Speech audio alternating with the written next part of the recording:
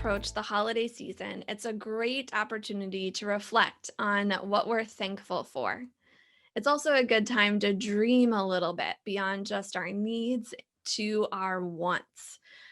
How many times are you going to ask the question, what do you want for a present this year? Or maybe more importantly, how many times are others going to ask you?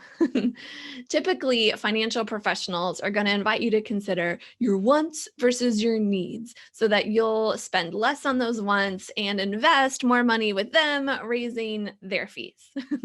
I want to flip the script a little bit today and ask you, what do you really need? I might get in trouble with the title of this episode, but I mean, think about it. Do you need a huge return on investment? Do you need an emergency fund?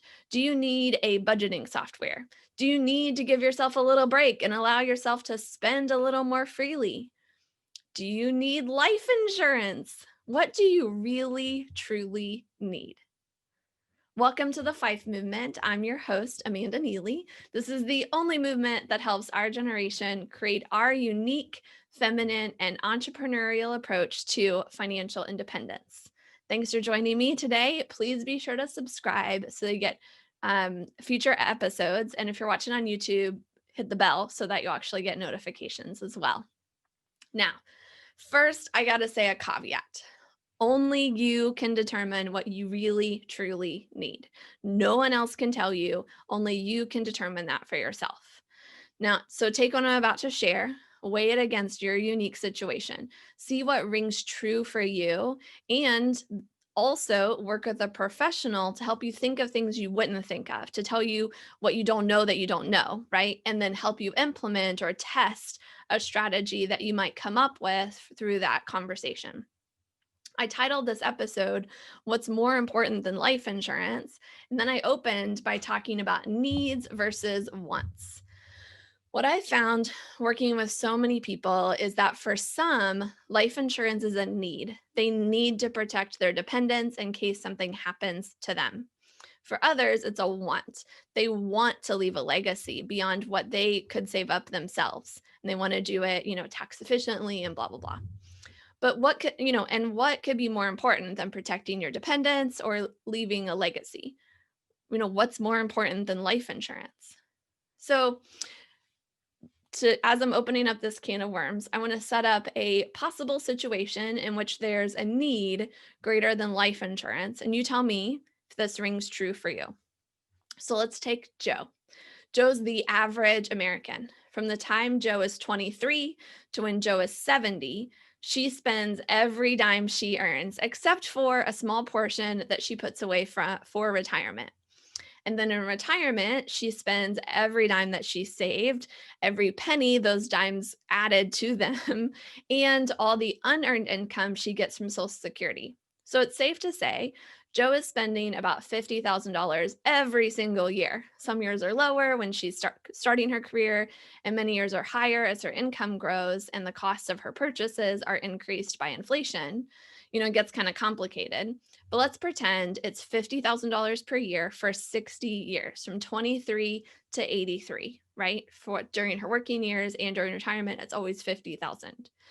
That's $3 million over those 60 years. And since Joe is the average American, more than a third of her spending goes to paying debt, including interest.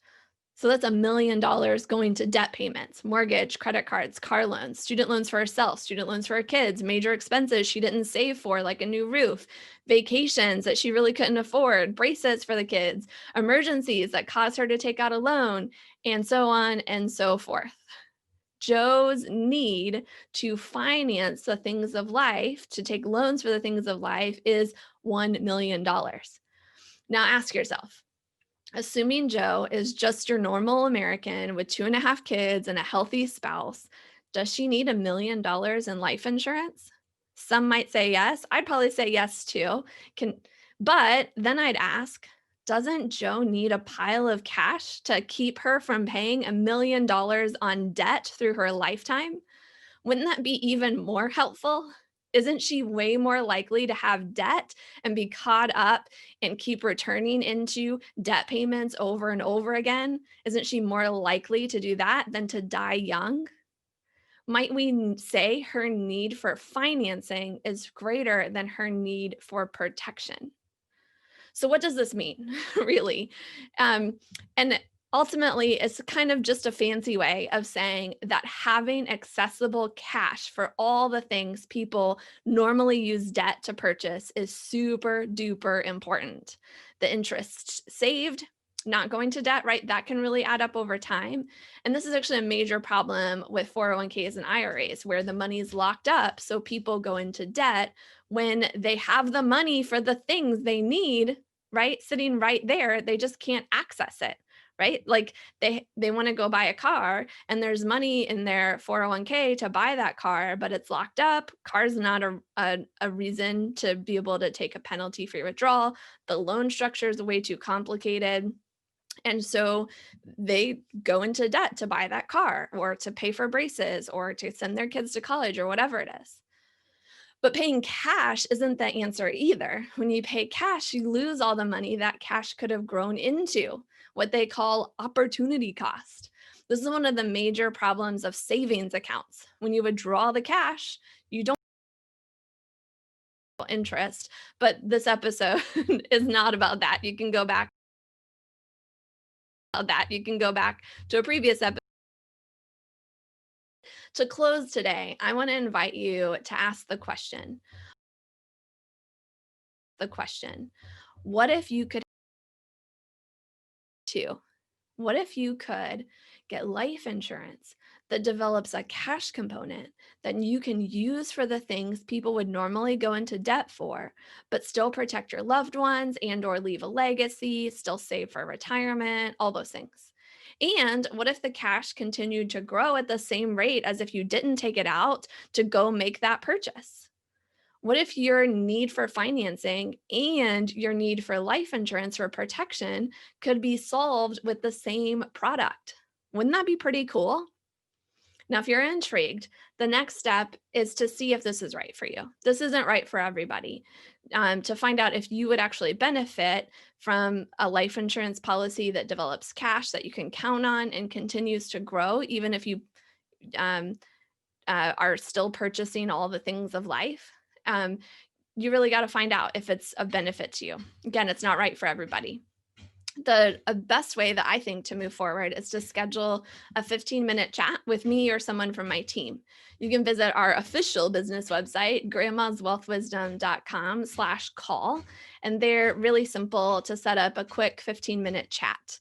I'd love the opportunity to hear more about your story and see how I can help or who I could point you to that could help. Seriously, there's no pressure to do business with me. I'm just eager for those who could benefit from being their own source of financing and protect their loved ones and their legacy to find out more.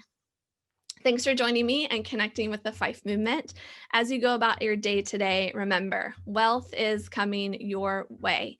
Your quest is to prepare for using it well for the things of life and for what will happen later after you get your wings.